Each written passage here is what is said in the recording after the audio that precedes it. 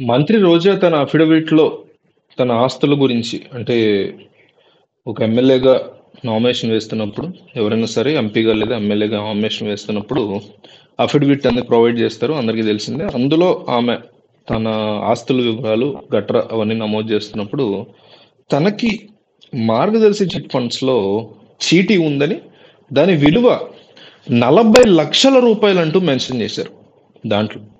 అంటే ప్రజలు ఎంత వెధవలని వీళ్ళు అనుకుంటారంటే, ఈ రాజకీయ నాయకులు లేదా ఈ అమ్ముడుపోయిన మీడియా వాళ్ళు, అమ్ముడుపోయిన మీడియా రాజకీయ నాయకులు అంటే చంద్రబాబు, జగన్మోహన్ రెడ్డి నుంచి ఇటు రోజా, అచ్చెన్నాయుడు, ఇట్లా ఈ బ్యాచ్, పవన్ కళ్యాణ్ ఈ బ్యాచ్, కేసీఆర్, రేవంత్ రెడ్డి ఈ బ్యాచ్, వీళ్ళు మనల్ని ఎంత ఎదవలు అనుకుంటారంటే, ఇంకో బ్యాచ్ మీడియా బ్యాచ్, అమ్ముడుపోయిన మీడియా, సాక్షి, టీవీ 9, టీవీ 5, ఈనాడు, ఈ బ్యాచ్, వీళ్ళందరూ మనల్ని ఎంత వెధవలని అనుకుంటాం కాదు, ఆ వెధవలను చేస్తారు, వెధవలను చేసి ఆడిస్తారంటే పక్కా ఉదాహరణ ఇది. తెల్లారిన దగ్గర నుంచి మార్గదర్శి ఒక దొంగ సంస్థ, ఇన్ని సంవత్సరాల పాటు ప్రజల్ని అబద్ధాలు చెప్పి విషపూరితమైన రాతలు రాస్తున్నాడు అని వ్యాఖ్యలు చేసేటువంటి వైసీపీ పార్టీ, ఆ పార్టీకి సంబంధించినటువంటి ముఖ్యమైన నేత, స్పోర్ట్స్ మినిస్ట్రీకి హెడ్గా, టూరిజం మినిస్ట్రీకి హెడ్గా ఉన్నటువంటి ఒక మంత్రికి వాళ్ళు తిడుతున్నటువంటి కంపెనీలో, మార్గదర్శిలో 40,00,000 రూపాయల చీటీ ఉంది. అసలు రామోజీరావు అనే వ్యక్తి ఈ వ్యాపారం చేయడమే అన్యాయం, దుర్మార్గం అనేసి వీళ్ళు తెల్లారిన దగ్గర నుంచి మాట్లాడుతూ ఉంటారు. అది కూడా నిజం, ఆయన చేయడం కూడా అన్యాయమే. బట్ వీళ్ళు అన్న మాటలకి చేసే పనులకి హిపోక్రసీ గురించి చెప్తున్నా. ప్రజల్ని ఎంత మూర్ఖులుగా వీళ్ళు కన్సిడర్ చేస్తారు, ఎంత మోసం చేస్తారు అనేది చెప్తున్నా రెండు పక్కల కూడా. ఇదే రామోజీరావు ఇన్నాళ్ళు రోజా గురించి ఇష్టం వచ్చినటువంటి రాతలు రాస్తూ ఆవిడ్ని క్రిటిసైజ్ చేస్తూ ఉంటాడు. అదే రామోజీరావు మీద ఈవిడ ఎగిరెగిరి పడుతూ ఉంటారు. కానీ వీళ్ళు ఒకటే అన్నట్టుగా కంపెనీలో ఒకళ్ళు డబ్బులు పెట్టుకుని ఆవిడ డబ్బుల్ని వీళ్ళు యాక్సెప్ట్ చేసి, ఏ రోజు మరి రాయలేదే రామోజీరావు, ఏ రోజు మరి రిజెక్ట్ చేయలేదే ఆవిడ ఇచ్చిన డబ్బుల్ని. మీరు మంత్రిగా నన్ను తీవ్రంగా క్రిటిసైజ్ చేస్తున్నారు కానీ మీ డబ్బులు ఎందుకు పెట్టారు మా దాంట్లో వద్దని అనలేదు. ఏ రోజు ఆ విషయం బయటికి చెప్పలేదు రామోజీరావు మీడియా.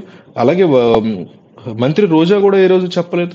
అంటే ప్రజలు ఎంత వెధవాలని వీళ్ళు అనుకుంటారు అనేది ఈరోజు స్పష్టంగా తెలుస్తోంది. ఇక్కడ నేను హెడ్డింగ్ పెట్టినట్టు జగన్మోహన్ రెడ్డికో లేకపోతే ఇంకొకరికి పెద్ద షాకింగ్ విషయం కాదు. వైసీపీకి సంబంధించిన బోల్డ్ మందికి ఉండుండొచ్చు.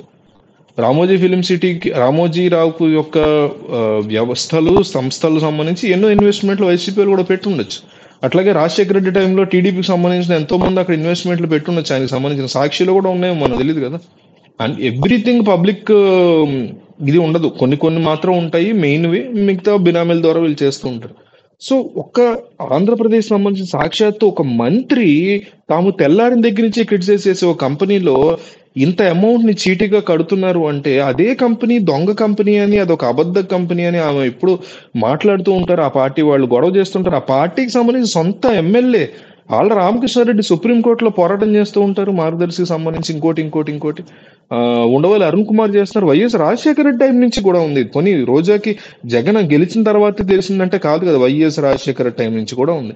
ఇట్లాంటివి బయటపడినప్పుడైనా ప్రజలైనా సరే అర్థం చేసుకోవాలి వీళ్ళు ఏ లెవెల్లో మనల్ని మోసం చేస్తున్నారు. ఓ పక్క మీడియా బ్యారన్స్ కావచ్చు, ఓ పక్క రాజకీయ నాయకులు కావచ్చు, ఏ లెవెల్లో మనల్ని ఫూల్స్ చేస్తారు. వాళ్ళ అవసరానికి వస్తే, నేను అదే వాళ్ళ లోపల అందరూ ఒకటి కలిసి కూర్చుని మాట్లాడుకుంటారు, కబుర్లు చెప్పుకుంటారు అంటలే నేను. మనకి ఇన్ని కబుర్లు చెప్పి వాళ్ళకి అవసరమైనప్పుడు మాత్రం నార్మల్ గా ప్రవర్తిస్తారు, ఏ కొంప మునగనట్టు, ఏ తప్పు జరగట్లేదు అన్నట్టు. అది అది ఆ పాయింట్ చెప్పడానికి అనేసి నేను వీడియో చేస్తున్నా. దీని మీద మీ అభిప్రాయాన్ని కామెంట్ చేయండి.